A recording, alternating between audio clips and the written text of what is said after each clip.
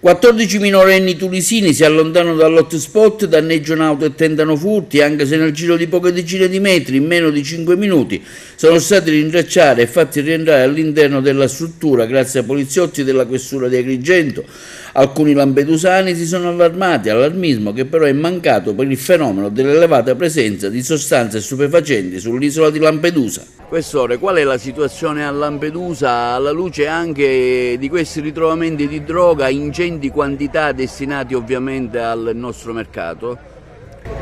La situazione è apparentemente tranquilla, è un'estate che va bene, meno che per qualche commentatore improvvido che si accorge di 4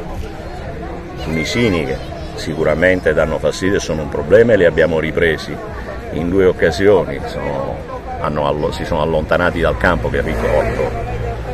non è un campo di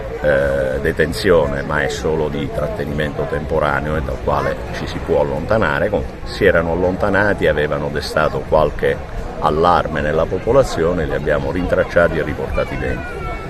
In un'occasione qualcuno di questi si era comportato male, è stato anche arrestato perché aveva aperto un furgone e aveva cercato di portare via delle cose. Quindi questo è tutto.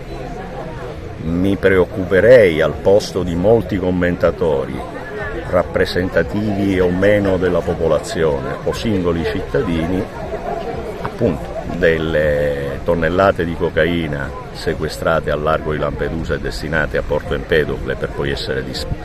distribuite su tutto il territorio nazionale, e mi preoccuperei per la seconda operazione,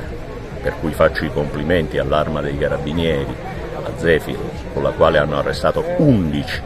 lampedusani per traffico e spaccio di stupefacenti. Dico la seconda perché pochi mesi fa altri 11 per la stessa ragione. Ora vede, io capisco i timori e l'esasperazione di persone che hanno 1000 motivi per lamentarsi, però concentrare questi motivi sul fenomeno immigratorio proprio quando è vero che quest'anno c'è stato praticamente un triplicarsi e forse anche più alto il numero dei approdi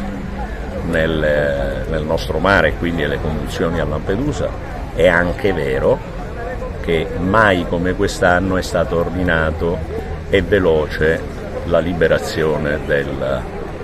centro dell'hotspot. L'hotspot è gestito perfettamente in pulizia e in dignità umana dalla Croce Rossa. Gli anni scorsi questo non succedeva, ma non ho sentito nessun lampedusano scandalizzarsi, come mi sono scandalizzato io quando sono arrivato a marzo per la prima volta all'hotspot. Ora bisogna che tutti quanti facciamo un attimo un passo indietro, cerchiamo di ragionare con la testa e non con la pancia, e soprattutto chi ha o vuole avere funzioni rappresentative e si propone come rappresentante della popolazione attuale, passato o futuro, si regoli sulle dichiarazioni che fa ed eviti di eccitare gli animi che non hanno bisogno di essere eccitati. Avete fatto anche delle operazioni di controllo del territorio, B&B, alberghi, ecco qual è la situazione? Ne abbiamo fatte sia per quanto riguarda il controllo e l'utilizzo delle auto e dei noleggi, e ne abbiamo fatte per quanto ne stiamo facendo. Abbiamo avviato proprio ieri una campagna di controllo in tutta la provincia, e anche il dato che sorprende è che a Lampedusa su 16 controlli, 16 irregolarità, 16 B&B non registrati, del tutto al di fuori della legge, del tutto al di fuori dei versamenti all'erario, del tutto non autorizzati, del tutto fuori controllo dal punto di vista sanitario, praticamente delle truffe ai turisti.